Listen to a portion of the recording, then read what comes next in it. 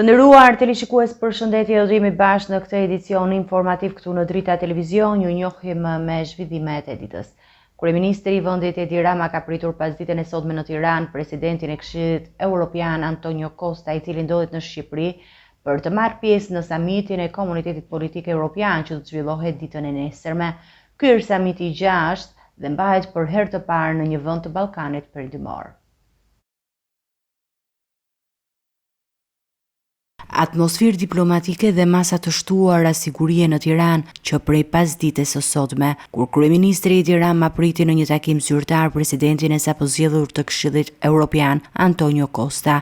Vizita e tij vjen në kuadër të samitit të Komunitetit Politik Evropian, i cili do të mbahet nesër në kryeqytetin shqiptar. Takimi mes dy liderëve u zhvillua në ambientet e kryeministrisë, ku diskutuan mbi rëndësinë që ka ky samit për gjithë rajonin dhe mbi rolin që Shqipëria ka si një partnere e besueshme në proceset evropiane. Të njëjtën, Tirana do të mirëpresë 47 lider nga i gjithë Europa, përfshirë krerë shtetesh dhe qeverish nga vendet anëtare dhe jo anëtare të Bashkimit Evropian, si Mbretëria e Bashkuar, Ukraina, Serbia, Kosova dhe Turqia. Samiti do të nisë në orën 11 dhe do të përmbyllet në orën 18:30 në një konferencë përshtyp të përbashkët mes kryeministrit Rama dhe presidentit të Danimarkës. Ky samit shënon për herë të parë organizimin e Komunitetit Politik Evropian në një vend të Ballkanit Perëndimor, një zhvillim që sipas vetë Ramës tregon rritjen e besueshmërisë ndërkombëtare të Shqipërisë dhe peshës së saj politike në tryezat evropiane. Ky është një moment historik jo vetëm për Shqipërinë, por për të gjithë Ballkanin Perëndimor. Samiti i Komunitetit Politik Evropian është një forum ku zëri ju ndëgjohet, ku jemi bashkë me një frym barazie dhe partneriteti, deklaroi kryeministri Rama pas takimit me presidentin Costa. Komuniteti Politik Evropian është një platformë jo formale e bashkëpunimit politik e krijuar për të nxitur dialogun mes vendeve evropiane në tema të përbashkëta si siguria, stabiliteti, energjia dhe zhvillimi ekonomik. Ai nuk është pjesë e strukturës së Bashkimit Evropian, por konsiderohet si një hapësirë komplementare për koordinimin politik ndërmjet të vendeve të kontinentit.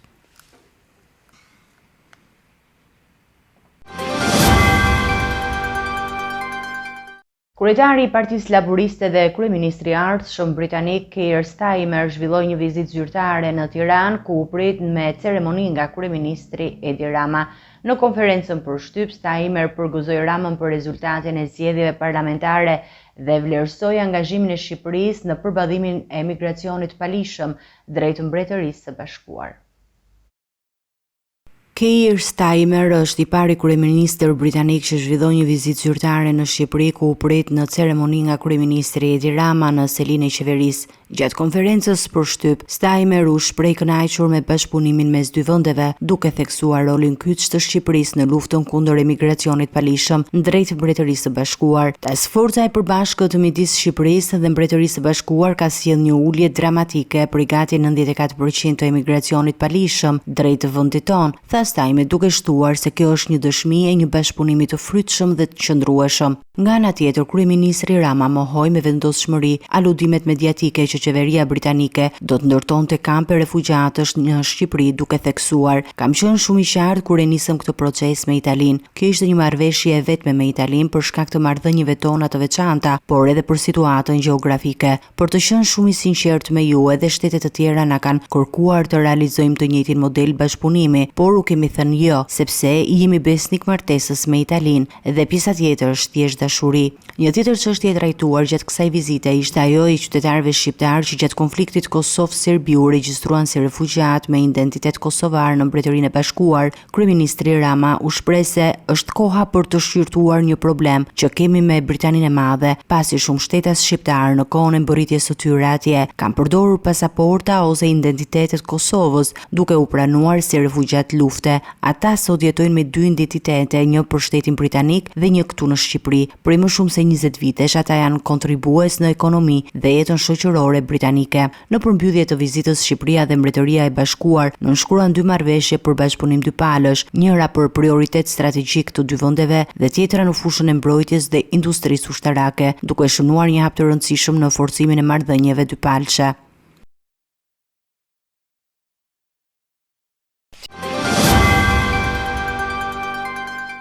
Do të ndrojmë temë të informacioneve tona. Një incident i dhunshëm ka ndodhur në KZAZ numër 30 në zonën e Kasharit në Tiranë, ku sekretari i komisionit është goditur nga disa vëzhgues të kandidatit të Partisë Socialiste, Ornaldo Rakipi. Përplasja nisi pas shpalljes së pavlefshme të një flete votimi, numërimi u ndërpre dhe policia ndërhyri në vendngjarje. Tensione dhe dhunë fizike në një nga qendrat e numërimit të votave në Tiranë. Sekretari i KZAZ-s numër 30 në zonën e Kasharit është goditur nga persona të pa identifikuar, të cilët ishin paraqitur në komision si vëzhgues të kandidatit socialist Ornaldo Rakipi. Shkaki i përplasjes u bë një fletë votimi që u konsiderua e pavlefshme nga numëruesit. Sipas burimeve në vendngjarje, pas shpalljes së pavlefshmërisë, situata u tensionua dhe një grup personash akuzuan sekretarin e komisionit se po manipulonte rezultatin. Në momentin që pasuan, ai u godit fizikisht përpara komisionerëve dhe vëzhguesve të tjerë. Autorët e dyshuar u larguan menjëherë nga ambientet e KZAZ-s, ndërsa numërimi i votave u ndërpre për disa minuta. Forca të shumta policie mbritën në vendngjarje së bashku me kandidatë opozitës, të cilët e cilësuan ngjarjen si të rëndë dhe theksuan mungesën e reagimit të menjëhershëm nga autoritetet. Në një deklaratë për mediat, përfaqësuesi i Partisë Demokratike në këtë KZAZ u shpreh: "Është e papranueshme që dhuna që ndodh brenda një institucioni zgjedhor dhe autorët e largohen pas një pengesë. Kjo është provë e kapjes së procesit nga kandidatët e mazhorancës."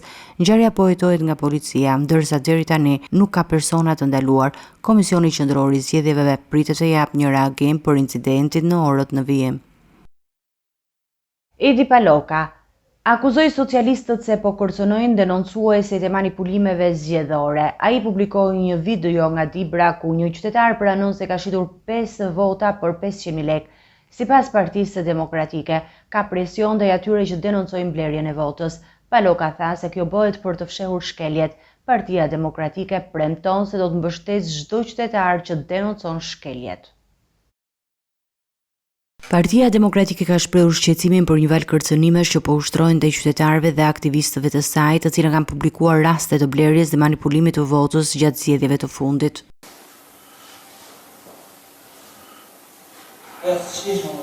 Halal, kështu. 500.000 për vota, bravo.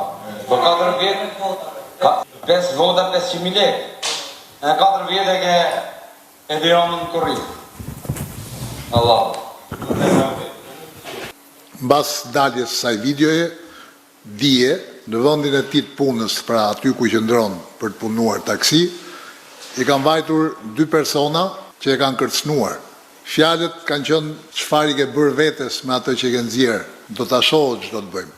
Thash për ta denoncuar si rast dhe për të marrë në mbrojtje publike Lulzimin, për t'i thënë kujtdo që mendon se tashi në këtë mandatin e 4 të Ramës mund bëjt ç'të dojë me demokratët, e ka gabim. Rama mund bëhet mbret, mund blej të tremb dhe të blej shumicën e shqiptarëve, po të harroj se mund të luajë me demokratët. Edi Paloka, kryetari i Këshillit Kombëtar të Partisë Demokratike, ka bërë me dije se një qytetar është kërcënuar pas denoncimit publik që ai ka bërë. Megjithatë, nuk ka dhënë detaje për hapat e mëtejshëm ligjor. Partia Demokratike ka premtuar të mbrojë fuqishëm çdo person që tregon shkelje në procesin elektoral. Në cilën polici, me që e hapet, po thash, do flas vetëm për këtë çështje, por shpesh na është thënë këto ditë edhe nga demokratë, pse nuk i kapët ju ata? Pse nuk i mbrojtët? Pse i lejuat ta blejmë votën? Ju e keni parë, besoj, që nga Dibra deri në krahun tjetër të Shqipërisë, që në momentin kur njerëzit tanë, edhe deputet, kapnin kriminalët elektoral duke bler vota, ç'a ndodhte? Printe policia dhe arrestonte, ndalonte, procedonte atë që kishte kapur hajdutin, sepse policia është pjesë e këtyre.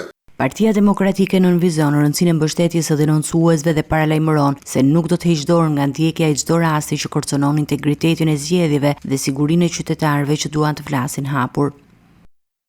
Në burgun 313, Ilir Meta ka marrë shumicën e votave nga të burgosurit dhe të paraburgosurit, duke u renditur i pari në qendrën e votimit aty, një fakt i rrallë për kandidatin e Partisë së Lirisë. Nga 133 vota të numëruara në këtë qendër, Meta ka siguruar plot 58 vota, duke u renditur i pari në këtë qendër të veçantë të votimit. Në një skenë që rrallë pasqyrohet publikisht, votimet në qendrën e paraburgimit në Tiranë kanë nxjerrë një fitues të veçantë. Në burgun 313, ku mbahet edhe ish presidenti Ilir Meta, ky i fundit ka marrë shumicën e votave të burgosurve që morën pjesë në zgjedhje. Nga 133 vota të numëruara në këtë qendër, Meta ka siguruar 58 vota, duke u renditur i pari në këtë qendër të veçantë votimi. Ilir Meta është kandidati i listës së hapur të koalicionit Partia Demokratike, Aleanca Madhështore dhe ndryshe nga shumë kandidatë të tjerë. Ai zgjodhi të mos përfshihej në listën e mbyllur, duke preferuar një vend në listën e hapur për të fituar mandatin me vota direkte. Megjithatë, kjo zgjedhje e tij ka sjellë sfida të reja, pasi tani Meta ka nevojë për më shumë mbështetje të drejtë për drejtë për të mundsuar mandatin e deputetit, edhe pse vazhdon të mbahet i paraburgosur në këtë institucion. Ndërkohë, votimet në burgun 302 kanë nxjerrë përpara kandidatë të Partisë Socialiste, ku më së shumti vota ka marrë Ermonela Felaj në 33 vota dhe ministri i Brendshëm Ervin Hoxha me 27 vota nga 99 votat përgjithshme të numëruara në këtë qendër.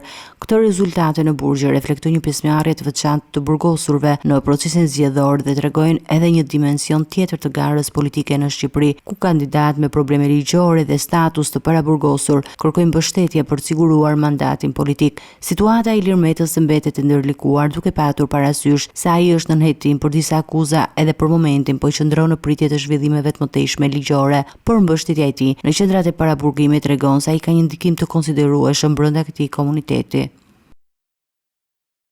Pas rezultatit të zgjedhjeve të 11 majit, ku Partia Socialiste siguroi 19 mandate në qarkun e Tiranës, ka reaguar dhe kryebashkiaku Erion Veliaj nga ambientet e paraburgimit.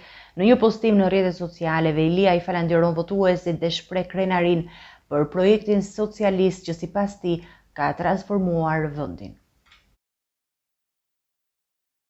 Pas një rezultati që e konfirmon si forcën kryesore politike në vend, Partia Socialiste ka marrë dhe një mesazh falënderimi nga kryebashkiaku i pezulluar i Tiranës Erion Veliaj, edhe pse ndodhet në paraburgim. Veliaj ka zgjedhur rrjetet sociale për të përcjellë mesazhin dhe mirënjohjen ndaj qytetarëve, që sipas tij treguan besim të madh në projektin politik që ai përfaqëson. Në mesazhin e tij publik, Veliaj nuk kurseu vlerësimet për ekipin e Partisë Socialiste dhe për drejtuesit e saj, Edi Rama, të cilin e konsideron si udhëheqësin që ka çuar përpara ndryshimin dhe zhvillimin në vend. Ai u shpreh se ndjeti për ulur për mbështetjen masive të qytetarëve që i kanë dhënë kësaj force politike dhe nënvizon se vota e 11 majit është një refuzim i qartë ndaj retorikës së vjetër opozitare. Shqiptarët dinë të vlerësojnë ndryshimin, punën, zhvillimin dhe e dinë fare mirë që ka vetëm një forcë që mund ta çojë Shqipërinë përpara drejt Europës që kemi ndruar, Partia Socialiste e drejtuar nga Edi Rama dhe ekipi i tij.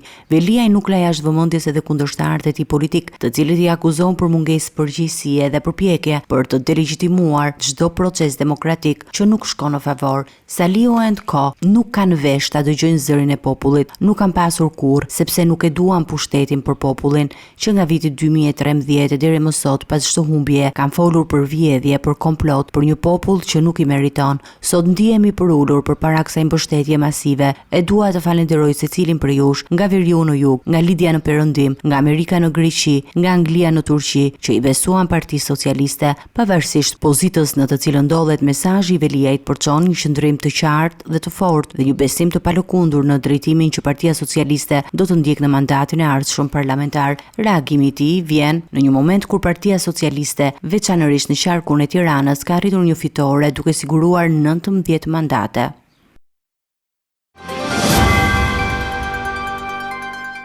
Kryebashkiaku i VAUT-DS, Kristian Shkreli, është vënë në hetim nga SPAK për dyshime mbi përfshirje në krime zgjedhore. Organi i posaçëm ka sekuestruar celularin e tij, ndërsa hetimet përfshin dhe një operacion të gjerë në zonë. Paralelisht, hetimet për të njëjtat akuza po zhvillohen edhe në Fier. SPAK ka ndërmarrë një tjetër operacion kundër krimit zgjedhor, këtë herë në VAUT-DS, ku në fokus ka hyrë kryebashkiaku aktual Kristian Shkreli. Organi i akuzës ka sekuestruar telefonin e tij pasi dyshohet se mund të përmbajnë prova për përfshirje të mundshme në blerje votash në favor të Partisë Socialiste dhe Partisë Socialdemokrate. Shkreli, i cili fitoi mandatin në zgjedhjet lokale të vitit 2023 si kandidat i Partisë Socialiste, është subjekt i një hetimi për shpërdorim të pozicionit në funksion të ndikimit elektoral. Burime nga hetimi bëjnë të ditur se aksioni është zhvilluar po nga agentët e Byros Kombëtare të Hetimit me mbështetje të forcave të policisë, të cilët kanë kontrolluar disa ambiente dhe kanë shoqëruar individ të dyshuar për bashkëpunim me një subjekt politik që konkurroi në zgjedhjet e 11 majit. Paralelisht me operacionin në veri, SPAK ka kundërmarrë një tjetër aksion në qytetin e Fierit, po ashtu për shkelje të ligjit të zgjedhor. Burimet nga prokuroria konfirmojnë se hetimet janë të përqendruara në raste të dyshuara të blerjes së votës dhe presionit elektoral. Deri më tani, sipas të dhënave zyrtare, janë hapur mbi 35 procedime penale për krime zgjedhore, shumica e të cilëve janë iniciuar nga kallëzimet e qytetarëve dhe partive politike, përfshirë dhe denoncimet e mbërritura përmes platformës online të SPAK-ut. Në të dy rastet, hetimet janë në fazën paraprake dhe nuk janë dhënë ende masa sigurie për ndonjë zyrtar, por procedurat e nisura sinjalizojnë një qasje më aktive të strukturave të posaçme kundër abuzimeve elektorale.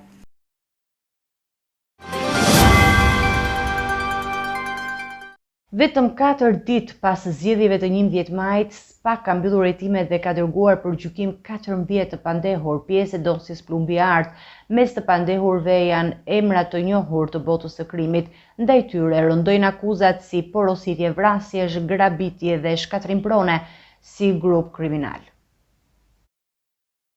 Pas një hetimi të gjatë dhe të theduar që ka zgjatur mbi 3 vjet, Prokuroria e Posaçme kundër korrupsionit dhe krimit të organizuar ka përfunduar procesin e hetimit për një grup të strukturuar kriminal me bazë në qytetin e Elbasanit. Në total janë dërguar për gjykim 11 persona, të cilët akuzohen për një sërveprash penale shumë të rënda, duke përfshirë vrasje të shumta, atentate të dështuara, si dhe grabitje të dhunshme në zona të ndryshme të Shqipërisë. Mes të pandehurve figurojnë emra të njohur si Suel Çela, i cili njihet gjithashtu me emrin Marius Lulaj, dhe Talo Çela. Suel Çela është i akuzuar për tentativën e vrasjes së Ulzi Mashës në kryeqytet pranë liçenit artificial në Tiranë në vitin 2022, si dhe për sigurinë e mjeteve dhe kushteve për vrasjen e Kasriot Kilën në Elbasan gjatë të njëjtit vit. Talo Çela është përfshirë në disa ngjarje të rënda, përfshirë vrasjen e Fatmira Dedajt në Durrës në vitin 2013 bashkë me Festim Qolin, si dhe për atentatin e dështuar ndaj Arben Islam Çetës në Labinot Fush. Gjithashtu, Talo Çela akuzohet edhe për vrasjen e Andi Zylyfit dhe plagosjen e Ardit Uruçit në vitin 2019 në rrugën Peqin Elbasan bashkë me Agron Kamber Mehjan dhe Alex Çelën. Në listën e të pandehurve është edhe Elio Bitri, akuzuar për vrasjen e Dorian Shkozës dhe Angelo Avdis në Durrës në vitin 2020, po ashtu edhe për vrasjen e Emiliano Ramazanit në Elbasan në të njëjtin vit. Në një nga rastet më shqetësuese, Elio Bitri është akuzuar edhe për dhunë në ushtruar ndaj një shtetësie, ndërsa Festim Qoli është përballur me akuza për vrasje, si dhe për shkatrim prone me eksploziv në Durrës. Po ashtu, disa prej pandehurve janë akuzuar për sigurimin e mjeteve materiale dhe kushteve të nevojshme për kryerjen e vrasjeve, duke përfshirë dhe emrat Florenc Shapja, Ervis Martina, Jelket Xhixha dhe Elvin Merdika. SPAK ka njoftuar se hetimet vazhdojnë për të zbuluar më tej lidhjet dhe aktivitetet e tjera kriminale të këtij grupi, si dhe për të identifikuar dhe ndëshkuar persona të tjerë të përfshirë në këtë rrjet kriminal. Ky operacion i SPAK-ut vjen në një moment të rëndësishëm, duke dëshmuar angazhimin e institucioneve të drejtësisë për të luftuar me vendosshmëri krimin e organizuar dhe për të siguruar rendin dhe sigurinë në vend, si edhe pas periudhës së tensionuar politik të zgjedhjeve.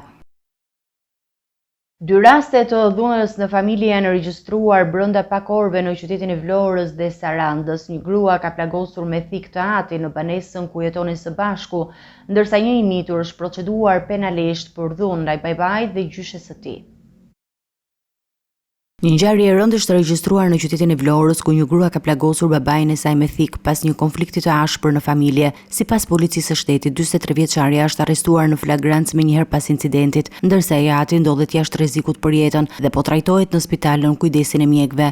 Ngjarja ka ndodhur në banesë ku të dy bashkëjetonin dhe hetuesit po punojnë për të zbardhur arsyet që çuan në përshkallëzimin e konfliktit deri në dhunë fizike. Burimet nga grupi hetimor konfirmojnë se në vend ngjarje është sekuestruar mjeti prerës që dyshohet të jetë përdorur gjatë sulmit dhe janë marrë deklarimet e para të personave të familjes. Ndërkohë, një tjetër rast të dhunë familjeje ka ndodhur në Sarandë. Policia e qytetit ka proceduar penalisht një adoleshent i cili pasi ka ushtruar dhunë fizike ndaj babait dhe gjyshes së tij. Në të dy rastet tashmë janë referuar në prokurorin përkatëse për veprimet më tejshme procedurale, ndërsa hetimet vijojnë për të dokumentuar plotësisht ngjarjet dhe për të zbuluar rrethanat e sakta të tyre. Policia apelon për zgjidhje paqësorë të konflikteve dhe bën thirrje qytetarëve që të denoncojnë çdo rast të dhune, veçanërisht në familje, për të parandaluar pasoja më të rënda.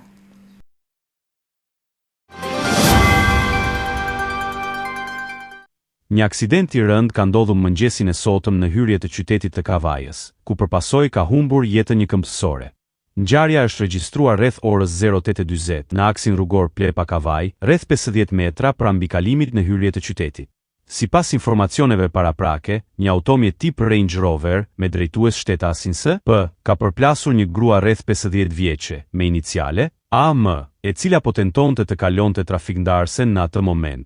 Përplasja ka qenë fatale. Viktima ka ndëruar jetë në vend ngjarje, ndërsa drejtuesi i mjetit është shoqëruar nga policia për veprime të mëtejshme procedurale. Pamjet e siguruara nga drita televizion tregojnë skenën e rënd pas aksidentit, ndërsa policia dhe grupi hetimor ndodhen në vend ngjarje dhe po punojnë për të zbardhur plotësisht rrethanat dhe shkaqet e kësaj tragjedie. Ky aksident rikthie në vëmendje edhe një herë shqetësimin për sigurinë e këmbësorëve dhe nevojën për respektimin e rregullave të qarkullimit rrugor, veçanërisht në zonat urbane. Do të ecim me të tjera informacione, do të kalojmë në zhvillimet nga rajoni. Kuvendi i Kosovës vijon të mos arrijë konstituimin pasi edhe përpjekja i 16 për zgjedhjet e kryeparlamentarit kanë dështuar. Lëvizja vetëvendosje nuk ka marrë mbështetjen e partive të tjera për formimin e komisionit ad hoc për votimin e fshehtë. Opozita e cilëson procesin antikushtetues dhe është drejtuar gjykatës kushtetuese. Seanca është shtyr për datën 17 maj, ndërsa nga ana tjetër Presidenti Vjosa Osmani ka ftuar partitë në një takim konsensusi. Kosova vazhdon të mbetet pa një kuvend funksional. Pasi edhe pas më shumë se një muaj nga zgjedhjet parlamentare, përpjekjet për zgjedhjen e kryetarit të kuvendit kanë dështuar. Seanca konstituive e thirrur këtë të martë u ndërpre pa rezultat, ndërsa ishte tentativa e 16 për të zgjidhur blokadën institucionale. Lëvizja vetëvendosje propozoi sërish ngritjen e komisionit ad hoc për të realizuar një votim të fshehtë për kryetarin e kuvendit, por nuk mori mbështetje nga asnjëra prej partive të tjera politike. Kryesuesi i seancës, Avni Dehari, kërkoi propozime për përbërjen e komisionit, por asnjë nga grupet parlamentare të opozitës nuk dha përgjigje pozitive. Nga votimi, 55 deputet ishin pro, një ishte kundër, ndërsa nuk pati asnjë abstenim. Në sallë ishin të pranishëm 111 deputet. Partitë opozitare i kanë qëndruar qëndrimit të tyre se mënyra si po tenton të procedojë vetëvendosje është jo kushtetuese. Për këtë arsye, ato janë drejtuar gjykatës kushtetuese, duke kërkuar një masë të përkohshme për pezullimin e seancave derisa të ketë një vendim përfundimtar. Përpasoj, seanca është ndërprerë dhe është shtyr për të premten, më 17 maj në orën 10:30. Në këtë situatë të tensionuar, Presidenti i Kosovës, Vjosa Osmani, ka thirrur një takim konsultues me të gjitha partitë politike. Zyrtarisht, të gjitha subjektet kanë konfirmuar pjesëmarrje në këtë tryezë, që pritet të mbahet gjatë javës, me qëllim gjetjen e një zgjidhjeje për tejkalimin e krizës institucionale. Presidenti i Këshillit Evropian Antonio Costa deklaroi nga Prishtina se Kosova i përket familjes europiane, por thekson nevojën për konsensus politik të brendshëm dhe përparim të prekshëm në dialogun me Beogradin. Sipas tij, ulja e tarifave në veri mbetet çelës për heqjen e masave ndëshkuese nga Bashkimi Evropian. Pas vizitës zyrtare në Prishtinë, Presidenti i Këshillit të Bashkimit Evropian Antonio Costa dha një mesazh të qartë për rrugën europiane të Kosovës. Vendi i Kosovës është në Bashkimin Evropian, shkroi ai në një postim në platformën X, pas takimit me presidenten Vjosa Osmani. Sipas tij, për këtë synim të përbashkët, Kosova duhet të përmbushë angazhimet e marra, të forcojë institucionet demokratike dhe të ndërtojë konsensus mes forcave politike. Ndërtimi i konsensusit është thelbësor, dhe një dialog reale i qëndrueshëm me Beogradin është thelbësor për normalizimin e marrëdhënieve dhe për të mirën e qytetarëve të Kosovës, theksoi Costa. Në ndalesën një ditore në Prishtinë, ai përsëriti se Bashkimi Evropian pret hapa konkret për uljen e tensioneve në veri të vendit. Masat ndëshkuese të vendosura ndaj Kosovës në vitin 2023, si reagim ndaj përshkallëzimit të situatës në komunat me shumicë serbe, sipas tij, do të mbeten në fuqi derisa të ketë përmirësime të prekshme në terren. Shpresoj që ngjarjet e fundit të mos sjellin një trend i ri, por përjashtime që konfirmojnë përkushtimin tuaj për shtensionim dhe përparim në dialog, u shpreh ai.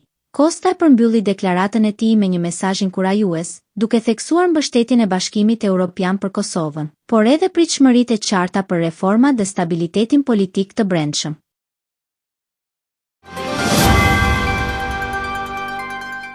Do Do të ecim me zhvillimet nga bota. Presidenti rus Vladimir Putin nuk do të jetë i pranishëm në bisedimet e drejtë për drejta për paqen në Ukrainë që do të zhvillohen të njëjtën në Stamboll. Delegacioni rus do të përfaqësohet nga zyrtarë të nivelit më të ulët. Presidenti i Ukrainës Volodymyr Zelensky kishte ftuar homologun rus që të merrte pjesë në këtë raund të parë të bisedimeve të drejtë për drejta me synimin për të ngritur nivelin e përfaqësimit. Bisedimet e para të drejtpërdrejta mes përfaqësuesve të Ukrainës dhe Rusisë do të mbahen këtë të njëjtën në Stamboll, me ndërmjetësimin e Shteteve të Bashkuara të Amerikës. Takimi do të zhvillohet në një nivel më të ulët diplomatik dhe pa praninë e presidentit rus Vladimir Putin, emri i të cilit nuk figuron në listën zyrtare të delegacionit rus. Në përbërje të këtij delegacioni ndodhe një diplomat, një përfaqësues i lartë ushtarak dhe zyrtar të shërbimeve të inteligjencës. Nga pala tjetër, edhe presidenti Amerikan Donald Trump nuk do të jetë i pranishëm në këtë raund fillestar bisedimesh. Ai ka deklaruar se mund të udhëtojë drejt Turqisë të premten, në rast se takimi i së njëjtës jep rezultate të prekshme. Presidenti i Ukrainës Volodymyr Zelensky kishte ftuar homologun rus që të merrte pjesë në këtë raund të parë të bisedimeve të drejtpërdrejta, me synimin për të ngritur nivelin e përfaqësimit.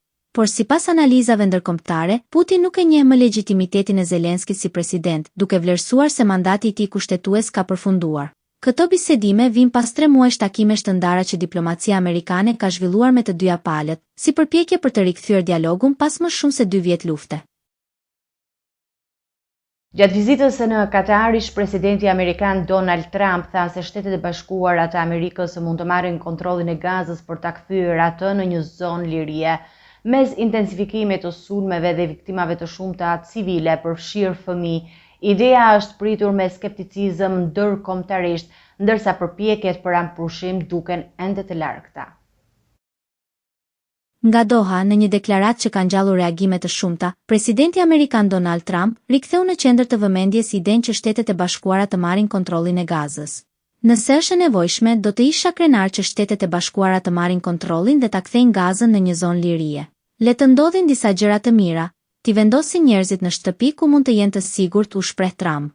Kjo nuk është hera e parë që ai sugjeron ndërhyrje direkte në rripin e Gazës, por përpjekjet e tij për të ndërmjetësuar një fund të konfliktit midis Izraelit dhe Hamasit deri më tani nuk kanë dhënë rezultate të prekshme.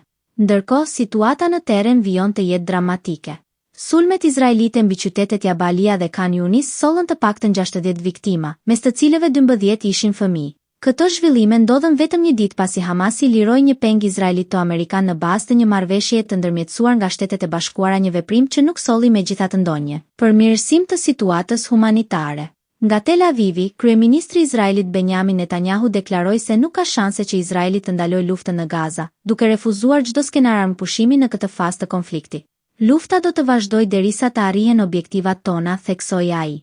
Zërat për një ndërhyrje të mundshme ndërkombëtare ose krijimin e një zone të mbrojtur siç propozon Trump janë ende në fazën e deklaratave politike, ndërsa realiteti në Gaza mbetet një nga më të rëndët në botë.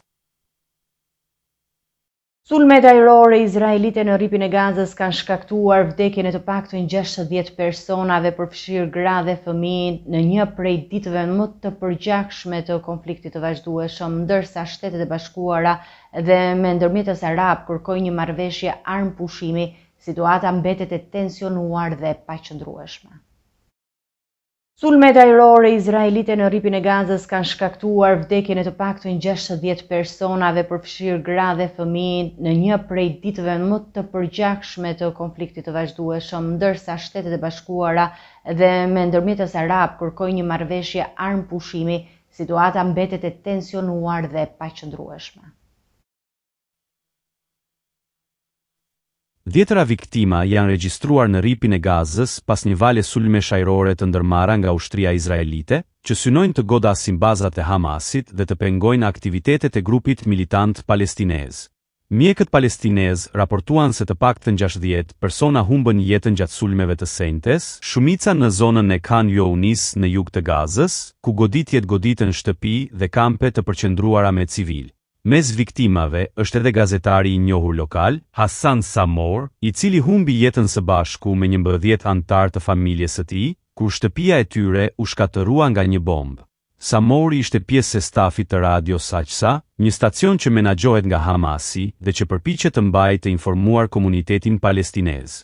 Ndërsa Izraeli nuk ka dhënë koment të menjëhershëm mbi sulmet, ofensiva e tij duket se po intensifikohet me synimin për të goditur infrastrukturën dhe udhëheqësit e Hamasit, në hakmarrje për sulmet që grupi militant kreu ndaj Izraelit gjatë vitit 2023. Nga ana tjetër, Hamasi e ka cilësuar ofensivën si një përpjekje të dëshpëruar për të negociuar në zjarr, duke ju referuar bisedimeve indirekte për armëpushim që po zhvillohen me ndërmjetësimin e dërguesve të Shteteve të Bashkuara, Katarit dhe Egjiptit në Doha. Përplasjet kanë ndodhur në një moment shumë të ndjeshëm, pikërisht në ditën kur palestinezët kujtojnë Nakbën, një ngjarje që përkujton dëbimin masiv të mijëra palestinezëve nga tokat e tyre në vitin 1948 gjatë krijimit të Shtetit të Izraelit. Sot, me mbi 2.3 milion banor të strehuar brenda Gazës, shumë palestinezë thonë se përjetojnë vuajtje edhe më të mëdha se atëherë. Situata është përkeqësuar që nga nisja e vizitës së presidentit amerikan Donald Trump në lindjen e mesme, ku ai po viziton vendet e Gjirit, duke përfshirë Arabinë Saudite, Katarin dhe Emiratet e Bashkuara Arabe. Ndërkohë që shumë palestinezë kishin shpresuar se Trump do të ndihmonte në arritjen e një armëpushimi të qëndrueshëm, sulmet kanë vijuar duke shkaktuar tragjedi të reja dhe një situatë shumë të tensionuar në rajon. Ndërmjetësit ndërkombëtar po përpiqen me ngulm të ndërmjetësojnë për një pezullim të dhunës, por derisa bisedimet të përparojnë, dhuna në terren duket se po vazhdon të marrë jetë njerëzore dhe po thellon edhe më tej konfliktin historik midis Izraelit dhe Palestinës.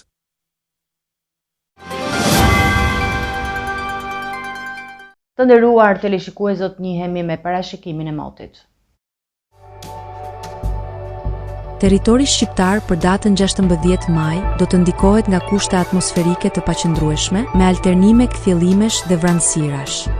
Në pjesën më të madhe të territorit, priten rreshje lokale shiu, kryesisht në orët e pasdites dhe mbrëmjes, me intensitet të ulët deri mesatar në zonat veriore dhe lindore. Temperatura minimale pritet të zbresë deri në 9 gradë Celsius, ndërsa ajo maksimale do të arrijë deri në 24 gradë Celsius në zonat e ulta perëndimore. Era do të fryjë lehtë deri mesatare nga drejtimi juglindor dhe më pas jugperëndimor, me shpejtësi 5 deri në 11 metër për sekond, ndërsa në zonat bregdetare dhe të hapura, era mund të arrijë deri në 14 metër për sekond. Deti parashikohet me dallgëzim të lehtë, 2 deri në 3 ball. Temperaturat minimale dhe maksimale për disa nga qytetet kryesore të Shqipërisë do të jenë si më poshtë. Shkodër 10 deri në 22 gradë Celsius. Kukës 8 deri në 21 gradë. Peshkopi 7 deri në 20 gradë Celsius. Tiranë 12 deri në 24 gradë. Durrës 13 deri në 24 gradë. Kavaj 12 deri në 23 gradë. Elbasan 11 deri në 23 gradë Celsius. Berat 11 deri në 24 gradë. Korç 7 deri në 19 gradë. Vlorë 14 deri në 22 gradë Celsius. Gjirokastër 13 deri në 23 gradë. Sarand 14 deri në 23 gradë Celsius. Territori i Kosovës për datën 16 maj do të karakterizohet nga mod kryesisht i paqëndrueshëm, me vranësira të shpeshta dhe kthjellime të herpashershme gjatë paradites, ndërsa pasditja do të shoqërohet me rreshje lokale, shiu në zona kodrinore dhe malore, me mundësi për shtrëngata të izoluara. Temperatura minimale pritet të zbresë deri në 7 gradë Celsius, ndërsa ajo maksimale do të arrijë deri në 20 gradë Celsius. Era do të fryjë nga drejtimi verilindor dhe më pas nga perëndimi, me shpejtësi mesatare prej 5 deri në 10 metër për sekond, ndërsa në disa lugina era mund të intensifikohet deri në 13 metër për sekond. Temperaturat minimale dhe maksimale për disa nga qytetet kryesore të Kosovës do të jenë si më poshtë. Mitrovica 7 deri në 19 gradë Celsius. Podujev 7 deri në 18 gradë. Skënderaj 7 deri në 17 gradë Celsius. Pej 8 deri në 19 gradë. Prishtinë 7 deri në 20 gradë Celsius. Gjakov 8 deri në 19 gradë. Malishev 8 deri në 18 gradë. Gjilan 7 deri në 19 gradë. Ferizaj 7 deri në 19 gradë Celsius. Kaçanik 8 deri në 18 gradë Celsius. Suharek 9 deri në 18 gradë. Prizren 8 deri në 19 gradë Celsius. Ishte gjithçka e përgatitur në këtë edicion informativ. Ju faleminderit për vëmendjen tuaj. Bashkë do takohemi në edicione të tjera. Deri atëherë, miru takofshim.